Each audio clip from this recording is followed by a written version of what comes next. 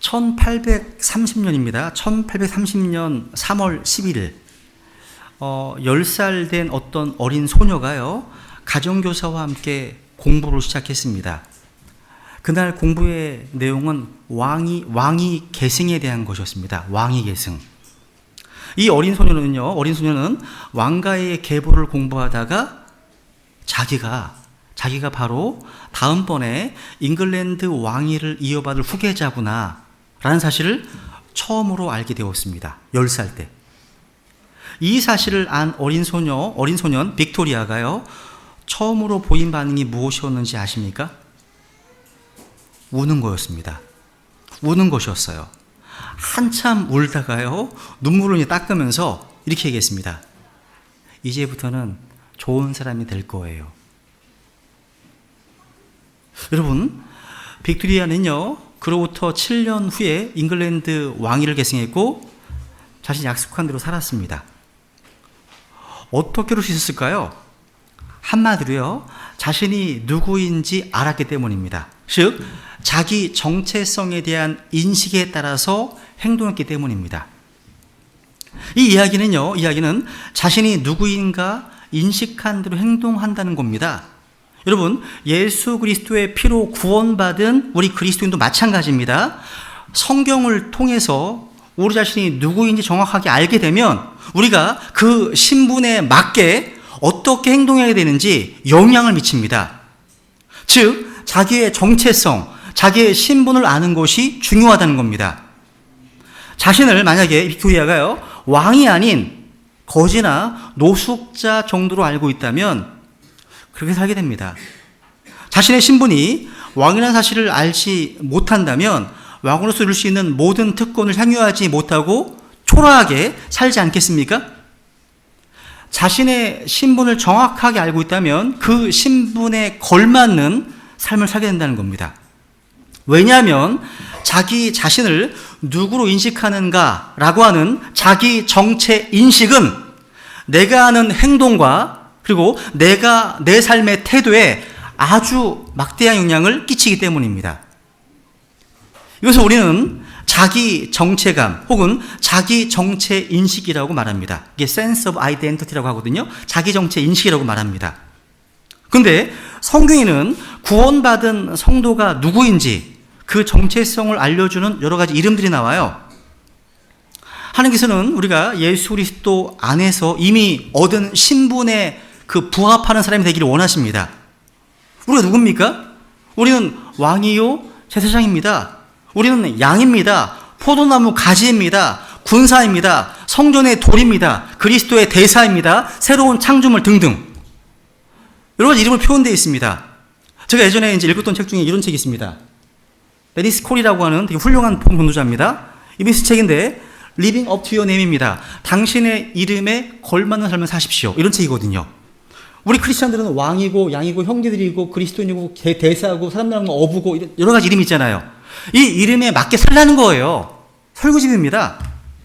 근데 오늘 본문에 보시면 하나님의 아들로 말씀하고 있습니다. 하나님의 아들. 우리가 예수 그리스도를 믿어서 구원받았다는 이유 하나만으로 하나님의 아들로 일컬음받게 되었다는 사실.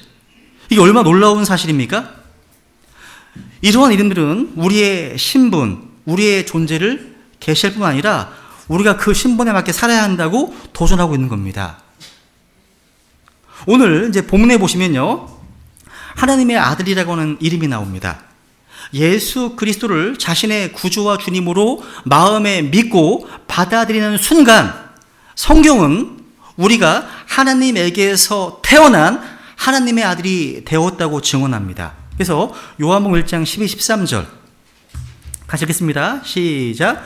그분을 받아들인 자들 곧 그분의 이름을 믿는 자들에게는 다 하나님의 아들이 되는 권능을 그분께서 주셨으니 이들은 혈통으로나 육신의 뜻으로나 사람의 뜻으로 나지 아니하고 오직 하나님에게서 태어난 자들이니라. 아멘.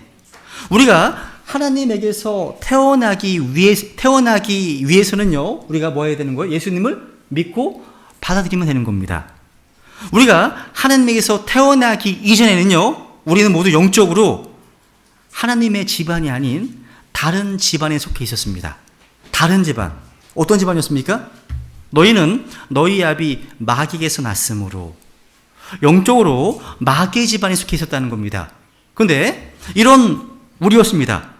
그래서 성경에 보면요, 다윗 왕이 이렇게 하지 않습니까? 시편 51편 보시면, 보소서 내가 불법 가운데서 형성되었으며 내 어머니가 죄 가운데서 나를 수태하였나이다. 이것은 우리의 첫 번째 조상인 아담과 이브가 하나님께 불순종하고 죄 가운데 타락함으로 그 죄의 바이러스가 아담 이후의 모든 인류에게 다 퍼져버렸습니다. 그로 인해서 창세기 5장 3절 말씀대로 우리는 하나님의 형상을 잃어버리고 부패한 죄성을 가진 채 아담의 형상대로 태어나게 됩니다. 즉 아담 안에서 죄인으로 태어나게 되었다는 겁니다. 그래서 죄를 짓는 거예요. 죄이기 때문에 그 씨에서 나오는 거예요. 근데 이것이 끝이 아닙니다. 구약은 창세기 5장 1절 말씀처럼 아담의 세대들에 대한 책이지만 그 내용이 어떤 내용입니까? 살고 낳고 죽으니라. 살고 낳고 죽은, 이게 구원받지 못한 사람들의 모습입니다. 살고 낳고 죽는 겁니다. 이게 끝이 아니에요. 마태복음 1장 보시면 예수 그리스도의 세대에 대한 책이 나오죠. 여기는 낳고밖에 안 나옵니다. 아브라함이 이삭을 낳고 이삭이 야곱을 낳고 쭉 낳고밖에 안 나와요. 그렇죠? 생명이 막 노릇하는 겁니다. 여러분, 첫 번째 아담은 인류에게 죄와 정죄를 가져다 주었지만 마지막 아담이신 예수 그리스도께서는 갈보리 십자가의 대속사역으로 의와, 하나님의 의와 구원을 가져다 주셨습니다.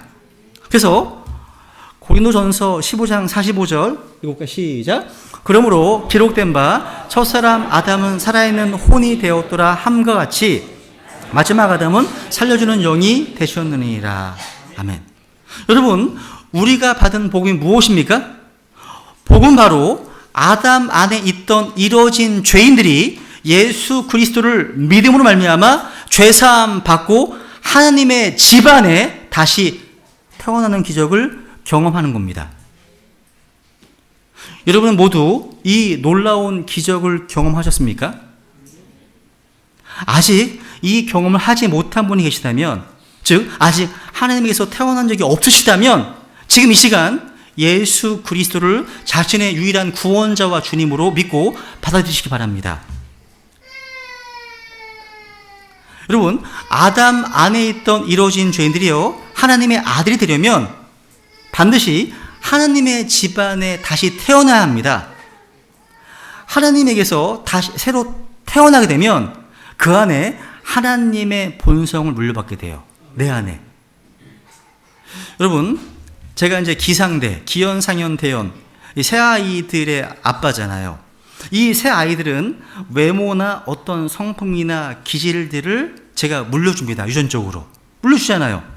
마찬가지입니다. 우리가 하나님의 집안에서 다시 태어나게 되면 그 말씀의 씨를 통해서 하나님의 본성을 물려받게 되고 또 성령님께서 우리 안에 내주하셔서 하나님의 그 성품과 본성을 우리 삶 속에 나타내십니다.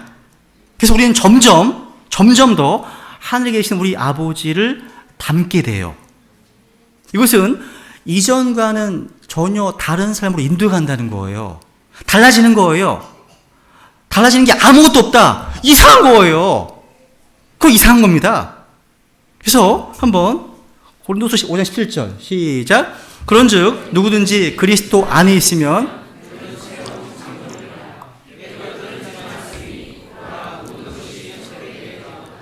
아멘. 그리스도 안에 있으면 새로운 창조물, 모든 것이 새롭게 되었다고 말씀하시죠. 여러분, 하나님께서는요, 하나님의 아들들로서 다시 태어난 구원받은 자녀들에게 특별한 관심을 갖고 계십니다. 특별한 관심. 여러분, 아이들 이제 종종 사진 같은 거 보면 항상 누굴 찾아요?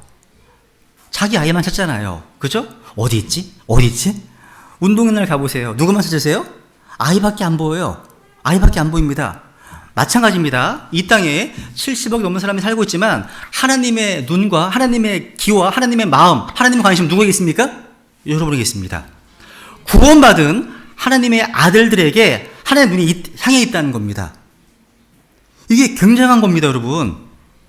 여러분, 시편 103편 13절에 보시면 이런 말씀하시죠. 아버지가 자기 자식들을 불쌍히 여기는 것 같이 주께서 자신을 두려워하는 자들을 불쌍히 여기시나니. 여러분, 모든 부모가 자식들의 필요를 공급하고 돌보아 주는 것처럼 하나님께서도 우리의 삶 속에 필요한 모든 것들을 공급하시고 돌보아 주십니다. 여러분, 한번 생각해 보세요. 전능하신 창조주 하나님께서 나를 사랑하시는구나. 내가 그분의 아들이구나. 이 사실을 아는 것이 얼마나 놀라운 일입니까? 이 별로 안 다가오시죠? 하도 익숙하니까. 하나님은 하도 익숙하잖아. 이게 마음이 많이 무뎌진 거예요. 여러분, 사도 요한이 이렇게 얘기합니다. 사도 요한. 요한서 3장 1절. 같이 읽죠. 시작. 보라, 아버지께서 어떠한 사랑을 우리에게 베푸사 우리가 하나님의 아들이라 불리게 하셨는가. 그런즉 세상이 우리를 알지 못함은 세상이 그분을 알지 못하였기 때문이라. 이게 지금 아주 감격하고 있는 모습이 안 보이세요? 보라, 아버지께서 어떠한 사랑을 우리에게 베푸사 우리가 하나님의 아들이라 불리게 하셨는가. 여러분, 부모님들은 자녀들이 부모의 말에 순종하기를 당연히 기대합니다. 그죠? 마찬가지입니다. 우리 하나님 아버지께서도요, 하나님의 아들들인 우리가 아버지께 주신 명령들에 순종하기를 기대하십니다. 여러분, 제가 예수님의 피로 구원받아서 하나님의 자녀가 된 후에 제일 먼저 순종하도록 명령받은 것은 침례였습니다. 침례였어요. 여러분, 사도행전 2장 41절에 보시면 그때 그의 말을 기쁘게 받아들인 자들이 침례를 받음에 바로 그날에 3,000원가량이 그들에게 더해지니라. 침례는 내가 예수님의 십자가의 대속과 부활을 통해 구원받았음을 대외적으로 간증하는 겁니다.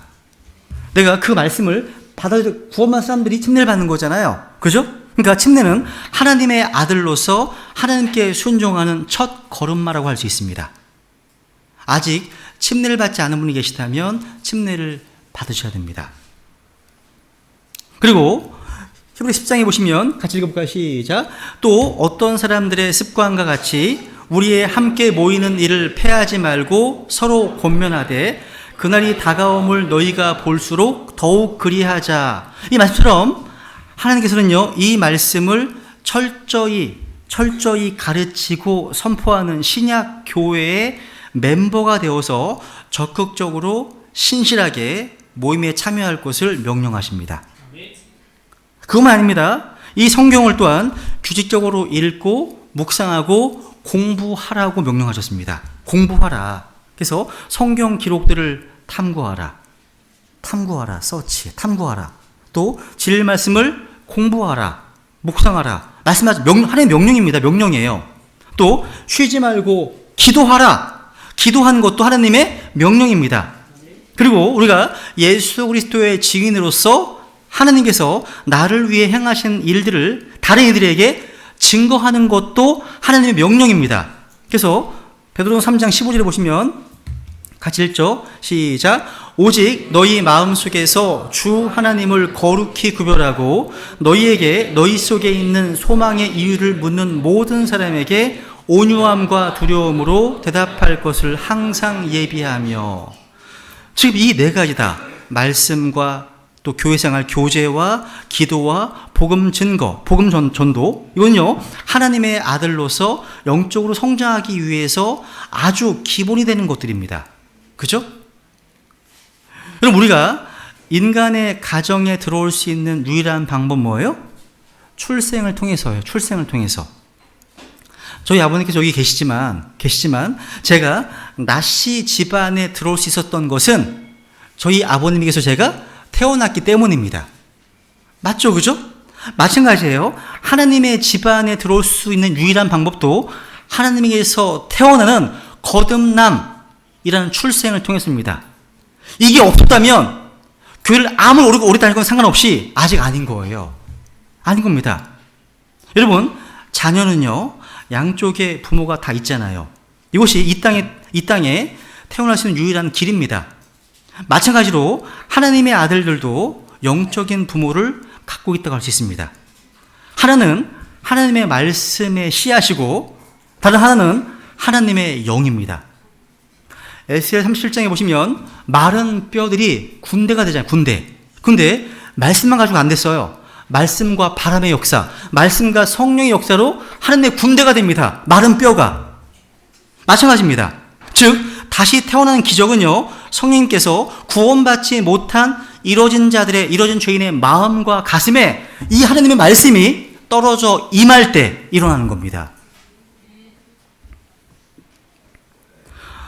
또 여러분, 아기가 탄생하려면 진통을 겪어야 됩니다. 산모가. 진통. 물론 산부인과 병원에 가시면 온갖 현대의학 설비들이 다 갖추어져 있습니다.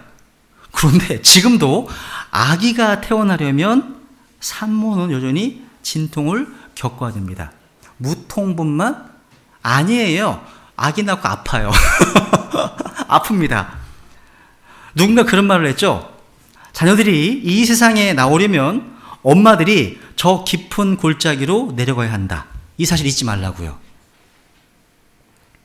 여러분, 우리로 하여금 하나님께서 다시 태어나는 그런 거듭남을 체험하게 하시려고 우리 주 예수 그리스도께서 십자가에서 피 흘려 죽으시는 해산의 고통을 겪으셔야 했습니다. 이사야서 54장에 보시면 53장 보시면 우선 베드로전서 1장부터 읽어볼까요? 시작. 너희가 다시 태어난 것은 썩을 씨에서 난 것이 아니요 썩지 아니할 씨에서 난 것이니 살아있고 영원히 거하는 하나님의 말씀으로 된 것이니라. 그리고 성령에서 나지 아니한 것은 아니하면 하나님을 들어갈 수 없다. 그러니까 이 성령님께서 이 말씀을 통해서 역사하시는 거죠. 그죠? 이사야서 53장 5절 보시면 이 이사야 53장은 유대인들에게 복음 전할 때 반드시 전하는 말씀입니다. 여기 5절에 보시면 그러나 그는 예수님이십니다. 우리의 범법들로 인해 부상을 당하고 우리의 불법들로 인해 상하였노라. 그가 징벌을 받음으로 우리가 화평을 누리고 그가 채찍에 맞음으로 우리가 고침을 받았도다. 그리고 11절 읽겠습니다. 시작. 그가 자기 혼이 해산의 고통을 치른 것을 보고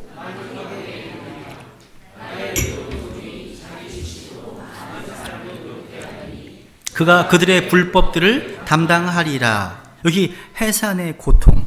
그 자세한 내용이 위에 나오는 거예요. 부상을 당하시고 상하시고 징벌받으시고 찌짐하시는 것들. 그죠? 해산의 고통. 여러분, 구원이요 공짜라고 많이 얘기하잖아요. 구원이 공짜라고 해서 절대 값싼 은혜가 아닙니다. 값싼 은혜가 아니에요. 우리가 다시 태어나는 것, 구원받는 것은요, 믿음을 통해서 하나님의 은혜로 거저 주어지는 선물이지만 하나님께서 우리를 구원하기 위해서 지불하신 그 대가를 생각해 보면 이 선물은 헤아릴 수 없이 가장 비싼 선물입니다. 그렇기 때문에 이 크신 하나님의 사랑을 거부한다면 그 받을 형벌이 얼마나 크겠습니까? 이렇게 여러분, 출생에는 진통이 있다는 거예요. 그렇게요, 교회에서 누군가 하나님의 아들로 다시 태어나려면 여러분 모두 기도의 진통으로 함께 해산의 수고를 해주셔야 하는 겁니다. 기도의 진통, 또 수고의 진통, 섬김의 진통 필요하다는 겁니다. 그렇다면 이제 우리가 하나님에게서 태어난 하나님의 아들이 되었다면 이제 오늘 본문에 보세요. 우리가 그 신문에 걸맞는 삶을 살고 계십니까? 오늘 본문이 그걸 말해주고 있어요. 빌립보서 2장에 보시면 이제 하나님의 아들로서 우리는요, 먼저 흠이 없고 무해한 자녀가 되어야 합니다. 15절 같이 읽죠. 시작. 이것은 너희가 흠이 없고 무해한 자, 곧 구부러지고 삐뚤어진 민족 가운데서 책망받을 것이 없는 하나님의 아들들이 되게 하려 함이라. 그런 민족 가운데서 너희가 세상에서 빛들로 빛나며.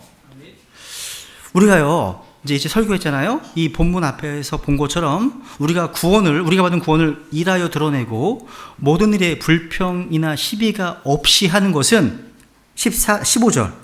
그것은 왜 그렇습니까? 흠이 없고 무해한 자, 그리고 책망받을 것이 없는 하나님의 아들들이 되게 하려 함입니다. 여기서요, 흠이 없다는 말, 무슨 말이냐면, 쉽게 얘기해서 무슨 얘기냐면 blameless입니다. 비난받을 일이 없는 거예요. 그래서 우리 주위의 사람들이 하나님의 아들로서 우리의 삶을 들여다 보았을 때, 그릇되다, 잘못되었다 라고 할 만한 것이 없어야 한다는 거예요. 뭔가 오늘 한국교회처럼 뭔가 몰상식한 것 때문에 비난당하거나 꾸짖음을 당할 일이 없어야 한다는 겁니다. 즉 나의 삶이요 다른 사람에게 진면교사여야지 반면교사가 되어서는 안 되는 겁니다. 그러니까 우리가 가까이 갈수록 좀 향기가 나야 돼요. 썩은 냄새가 나면 안 됩니다. 향기가 나야 되는 거예요. 제가 이 말씀을 준비하면서 흠이 없는 사람, 비난받을 만한 일이 없는 사람에 해당하는 인물이 누가 있을까 생각해 보니까 다니엘서 6장이 떠올랐습니다. 다니엘이구나. 한번 보세요. 6장 3절부터 한번 읽겠습니다. 시작.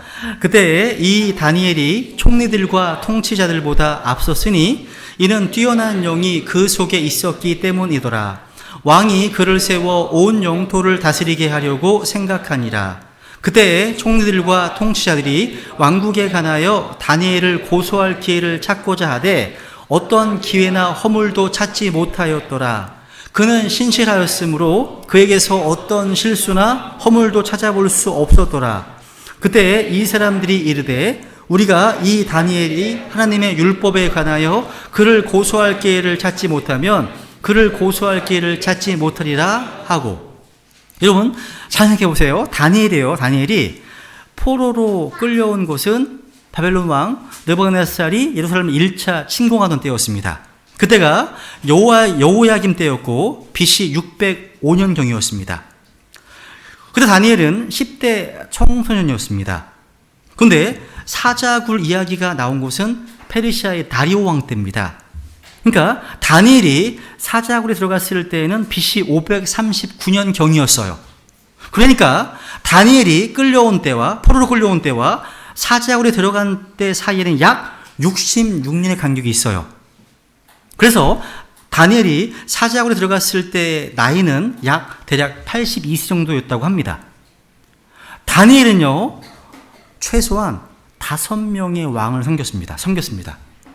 그리고 끌려갈 때의 나라는 바벨론이었는데 사자굴에 들어갔을 때의 나라는 페르시아였습니다. 페르시아 제국이었습니다. 그럼에도 다니엘은 여전히 총리로 있었습니다. 놀라워요. 우리나라 대통령 임기는 5년이잖아요. 5년 동안 국무총리, 장관이 몇 번씩 바뀌잖아요. 그런데 다니엘은 왕이 바뀌어도 총리였고 제국이 바뀌어도 총리였습니다. 더더군다나 그 이스라엘의 적국에서만 원수 나라에서. 그래서 다니엘은 너무나 훌륭하고 우리가 본받아야 될 인물입니다. 또 적국이었기 때문에요. 다니엘에게는요 어떤 계파가 있을 수 없었고 많은 신하들 가운데 다니엘의 편은 아무도 없었습니다. 한번 상상해 보시라는 거죠. 우리나라 정치에는요 여당과 야당이 있을 뿐만 아니라 같은 당 내에서도요 여러 계파들이 있잖아요. 계파들이 있습니다. 여러분 로마 캐톨릭 안에도 계파가 많아요. 가톨릭은 하나라 생각하잖아요. 아닙니다. 도미니크 파부터 제수이트 파부터 되게 많습니다. 기독교만 많은 게 아니에요. 어쨌거나 다니엘은 그런 게 아무도 없어요. 다니엘은요 오직 하나님 당이었어요. 당대표 다니엘, 당원 다니엘, 이 전부였습니다. 나머지 나라들은 전부 다 페르시아 당이었어요. 그런데 다니엘의 반대편 사람들이 일제히 다니엘을 고소하기 위한 어떤 기회와 허물을 찾았지만 다 허사였습니다. 안 나오는 거예요. 그러니까 지금으로 하면 혹시 돈 문제로 책 잡을 것이 있나 해서 관련 정보를 다 뒤지고 계좌 추적도 다 해봤지만 이론 하나 틀리지 않았다는 겁니다. 혹시 스캔들? 혹시 내연녀가 있나 해서 휴대폰 통화 내역을 다 조사해봤더니 전부 업무에 대한 것들이었고 혹시 가정에 문제가 있는지 확인해봤더니 그 집 식구들 다 화목한 거예요. 이게 여러분 다니엘을 죽이려고 하는, 다니엘을 반대하는 사람들에게 그렇게 했다는 겁니다. 그러니까 다니엘을 반대하는 사람들은요, 권력도 있고 정보력도 있고 금력도 있었을 텐데 다니엘을 비난할 만한 것을 전혀 하실 수 없었습니다. 와, 그러니까 다니엘의 삶과 신앙이 신실해서 그릇됨도 없고 허물이 없었다는 것은 이게 반대자들의 시각에서 그렇기 때문에 참 눈이 보신 삶이라는 거예요. 다니엘은 우리랑 다른 인물이 아니에요. 그죠? 가능한 겁니다. 이렇게 여러분 그리스도인이요, 비난받지 않는 삶, 흠이 없고 어떤 무해한 삶을 사는 것은 불가능한 게 아니라는 겁니다. 가능하다는 거예요. 성경은 가능한 겁니다. 우리는요, 자신의 부주의한 어떤 삶 때문에 다른 누군가의 믿음을 무너뜨려서는 안 됩니다. 우리는 바울의 태도를 배울 필요가 있습니다. 읽어볼까요? 한번 시작. 그러므로 만일 음식이 내 형제를 실족하게 하면 나는 세상이 서 있는 한 고기를 먹지 아니하여 내 형제가 실족하지 아니하게 하리라. 이런 태도가 필요하다는 거예요. 혹시 내가 어떤 말하는 일에서, 또 내가 행동하는 어떤 모습에서, 혹시 내가 가는 곳에서, 아니면 내가 사귀는 친구들 때문에 나는 떳떳하다고 하지만 혹시 다른 누군가를 실족하게 하는 것은 아닌지 생각해 봐야 합니다. 예를 들어서 이런 거예요. 저희 어머님이 이제 암투병을 하실 때 암 환자에게 되게 좋다고 하는 주스가 있었어요. 근데 이 주스가요, 이 병 모양이 와인병 같아요. 와인병. 이거를 제가 들고 다니는 걸 보면 혹시 누가 저 사람 목사 아니야? 저거 뭐 들고 다녀? 이럴 수 있잖아요. 그러니까 주스임에도 불구하고 누군가 때문에 그거를 가려서 가방에 넣고 가는 거, 이런 거예요. 예를 들어서. 그러니까 이런 것들. 그러니까 우리가 말하는 일에서, 우리 행동하는 일에서, 우리 사귀는 친구들에 있어서, 내가 있는 어떤 장소에 있어서 조심해야 한다는 거예요. 보는 눈이 많거든요. 보는 눈이 많아요. 여러분을 아마 유심히 볼 겁니다. 왜? 다 하나님의 아들들이기 때문에. 안 보는 것 같죠? 다 봅니다. 직장에서 A4지 가져가네? 다 봅니다. 직장에서 펜 가져가네? 다 봅니다. 다 보는 거예요, 여러분. 우리는요, 이런 비난받을 일을 해서는 안 되는 겁니다. 흠없고 무리한 자가 되어야 한다는 거예요. 왜 그렇습니까? 우리가 하나님의 아들이기 때문입니다. 여기 다시 보시면 바울은 하나님의 아들로서 우리가 어디에 살고 있는지 지적하고 있습니다. 어디 살고 있는지. 다시 보세요, 여기. 이것은 너희가 흠이 없고 무의한 자, 그 다음 구부러지고 삐뚤어진 민족 가운데서 책망할 것이 없는. 그러니까 구부러지고 삐뚤어진 민족 가운데서. 바울은 빌립보 성도들이 자신이 어디에 살고 있는지, 그 포지션이 어딘지를 정확히 알기를 원했습니다. 우리는 구부러진 백성들 한가운데 살아가고 있습니다.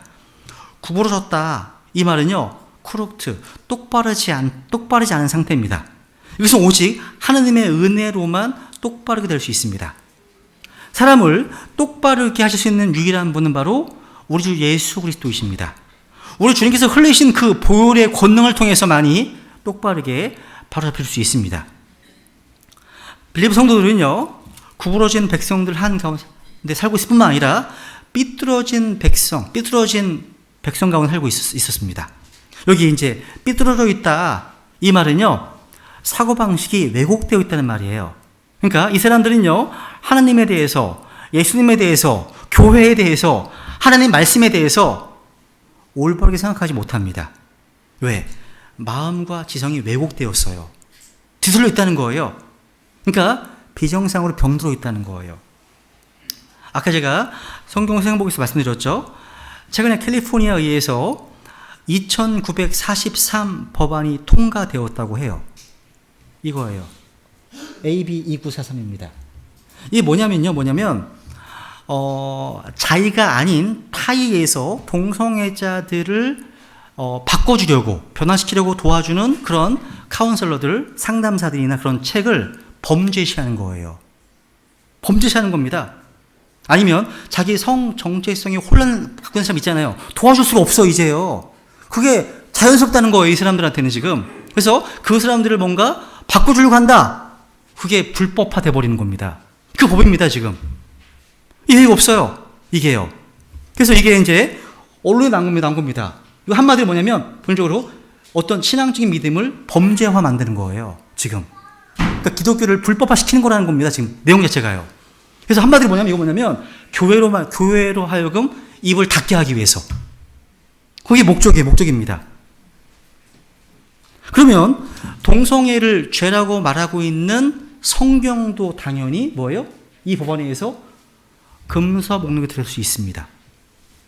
여러분, 성경은 동성애를 죄라고 말씀하고 있는데 세상 것을 인권이라고 포장합니다.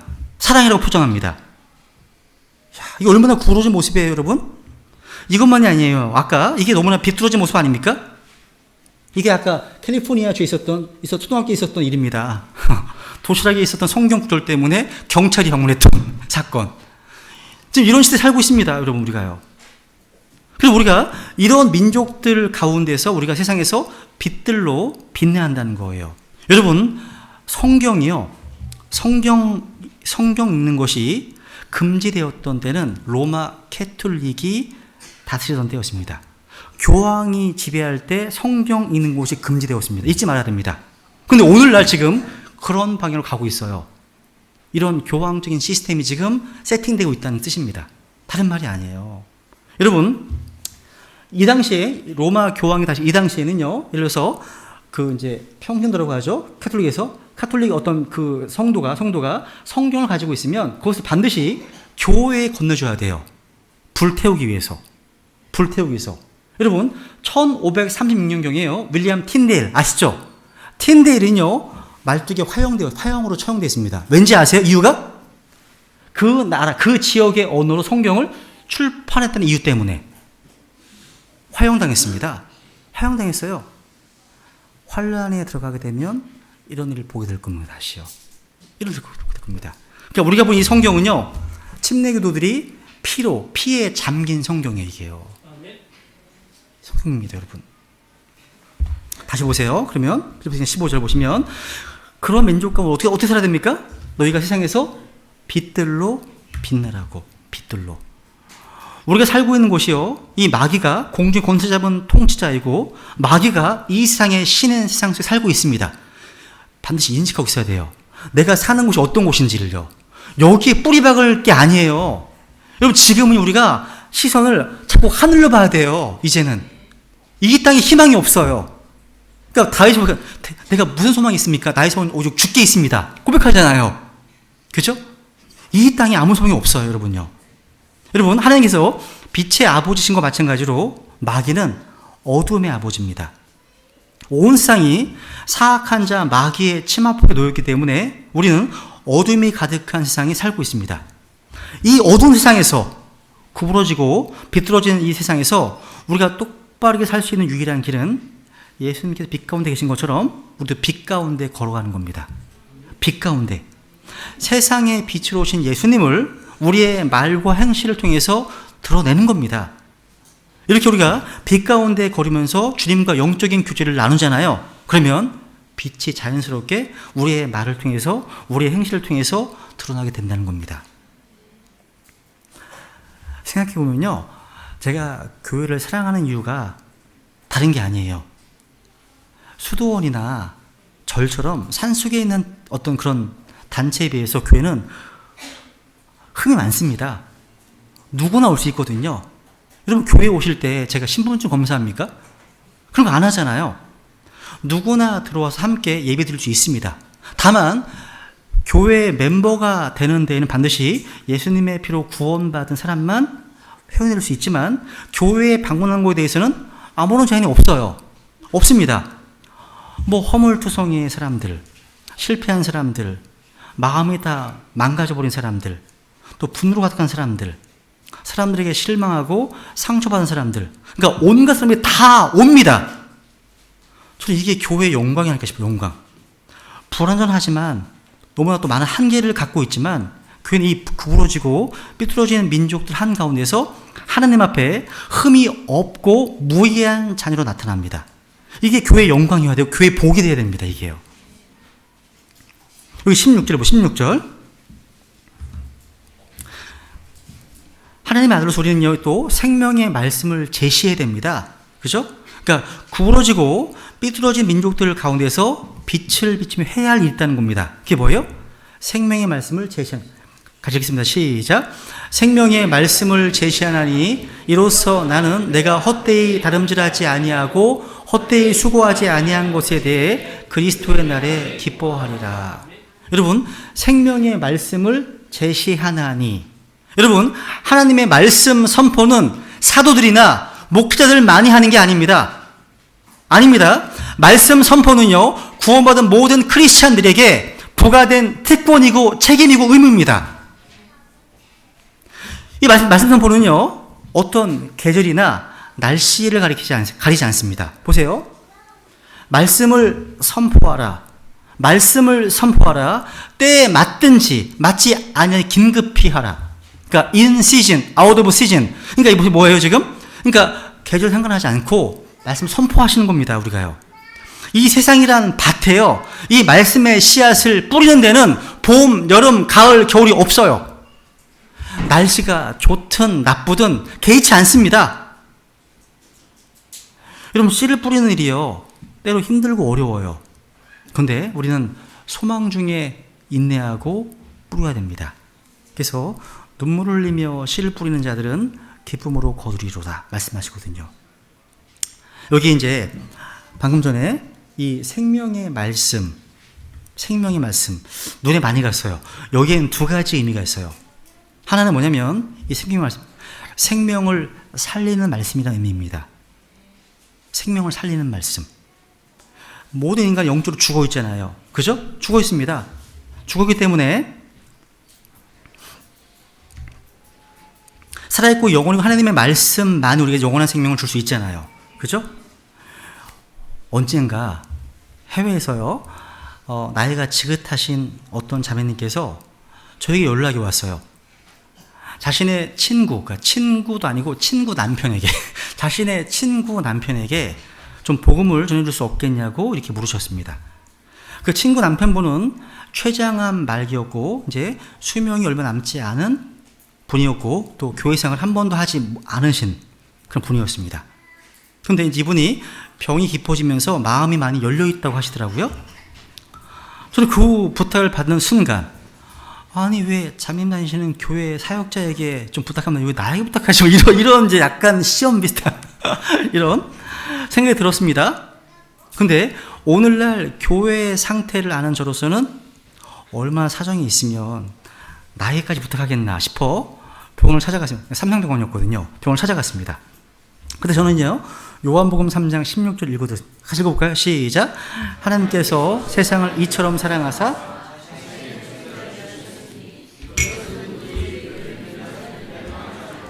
영존하는 생명을 얻게 하려 하심이라. 제가 이 말씀을 읽고 제가 첫 마디를 이렇게 시작했어요. 아버님, 사람은 모두나 다 죽습니다. 죄와 죽음에 대한 이야기를 한 후에 이야기를 이렇게 이어나갔어요. 모든 사람에게는 이 땅에서 마지막 숨을 쉴 때가 있습니다. 그 후에 손을 잡아주시는 분이 필요합니다. 사람들이 이 땅을 살아가면서는 돈이나 명예나 권력이나 죄능을 지고 살아가지만 마지막 숨을 내어신 후에 그것들은 아무런 도움을 주지 못합니다. 심지어 옆에 있는 아내분도 가족들도 내가 마지막 숨을 내어쉬는 순간 나를 격리시킵니다. 그러나 그때 나의 혼을 붙들어 주시는 분이 계십니다. 그분이 아버지를 영원히 살리기 위해서 십자가에서 보배로운 피를 흘려 대신 죽어주신 예수 그리스도이십니다. 그분의 손을 붙잡을 수 있는 기회는 이 땅에서밖에 없습니다. 그분의 손을 붙잡지 않은 사람은 아무리 많은 것을 쌓아도, 아무리 권력과 명예를 얻어도 죽을 때는 더 허무하다고 합니다. 그런데 그분의 손을 붙잡으면 그분이 아버님을 영원히 인도해 주실 것입니다. 이것이 마지막 제한이 될지도 모릅니다. 아버님께서 다시 일어나서 건강하게 되시더라도 다시 이런 얘기를 듣지 못하시게 되면 이게 마지막입니다. 그러더니 그분께서요, 있는 힘을 다해서 손을 모아서 제 앞으로 내밀었습니다. 저는 그분의 손을 잡고 주님께서 이분의 영혼을 꼭 붙잡아 주시기를 기도드렸습니다. 그리고 얼마 후 이분은 천국의 소망과 평안함을 이제 가지고 별세하셨습니다. 여러분, 하나님의 말씀이 우리에게 영원한 생명을 주는 겁니다. 이 말씀이 생명의 말씀이기 때문에. 또 한 가지 의미가 있습니다. 이 생명의 말씀은요, 생명을 자라나게 하는 말씀이라는 의미입니다. 베드로전서 2장 2절에 보시면 이런 말씀 있죠? 한번 읽어볼까요? 시작. 새로 태어난 아기들로서 말씀의 순수한 젖을 사모하라. 이것은 너희가 그 젖으로 말미암아 성장하게 하려 함이라. 새로 태어난 아기들에게 젖은 자라나는 데 절대적입니다. 마찬가지로요, 다시 태어난 크리스찬들에게 이 젖의 말씀, 이 말씀은요, 영적으로 성장하고 성숙하는데 절대적입니다. 이 말씀에는요, 인간의 언어로는 표현할 수 없는 영적인 자양분이 있습니다. 영원한 자양분이 있다는 거예요.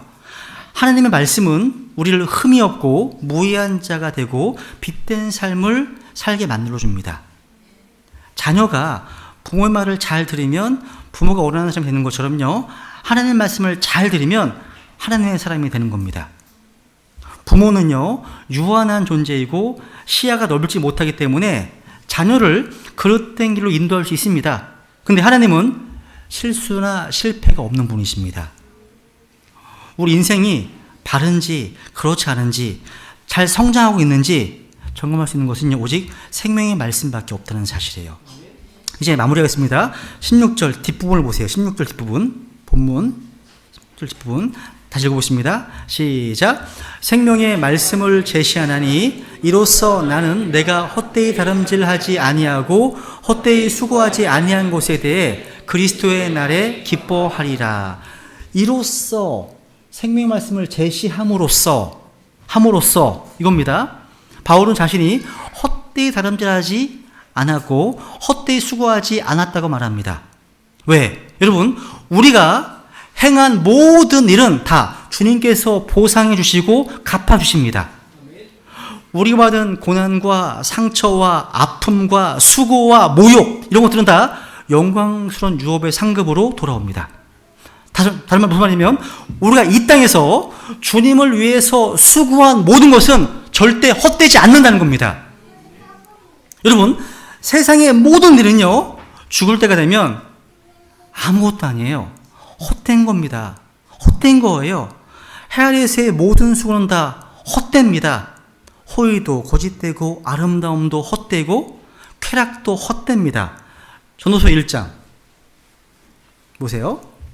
읽습니다. 시작. 선포자가 이르되 헛되고 헛되며 헛되고 헛되니 모든 것이 헛되도다. 사람이 해 아래에서 행하는 자기의 모든 수고에서 무슨 유익을 얻으리요. 또 보세요. 그 다음 보시면 내가 수고하여 행한 모든 수고 바라보는데 보라 모든 것이 헛되다. 해 아래는 아무 유익이 없다. 그러니까 우리는 해 아래에서 삶을 사는 게 아니에요. 영혼을 위해 사는 사람들 아닙니까? 그죠? 바울은요, 솔로몬과는 달리 헛되지 않다라고 말한 겁니다. 이 생에서 하고 싶은 거 다 해봤던 솔로몬이 얘기하잖아요. 헛되다고. 근데 바울은요, 헛되지 않다. 대조가 되지 않습니까? 달라요. 그래서 바울이 마지막 이렇게 얘기하는 겁니다. 마지막 구절입니다. 가지겠습니다. 시작. 그러므로 내 사랑하는 형제들아, 너희는 굳게 서서 흔들리지 말고 항상 주의 일을 넘치게 하라. 너희 수고가 주 안에서 헛되지 않은 줄 너희가 아느니라. 아멘. 여러분, 주 안에서 헛된 일은 아무것도 없습니다. 주님 안에서의 모든 것은요, 다 의미가 있고 가치가 있고 보람이 있고 보상이 있고 영광이 있음을 기억해야 됩니다. 우리의 수고, 희생, 헌신, 주님 안에서 헛되지 않습니다. 오늘 들으신 말씀을 기억하시면서 잠깐 우리 주님 앞에 결단하겠습니다. 기도하시겠습니다.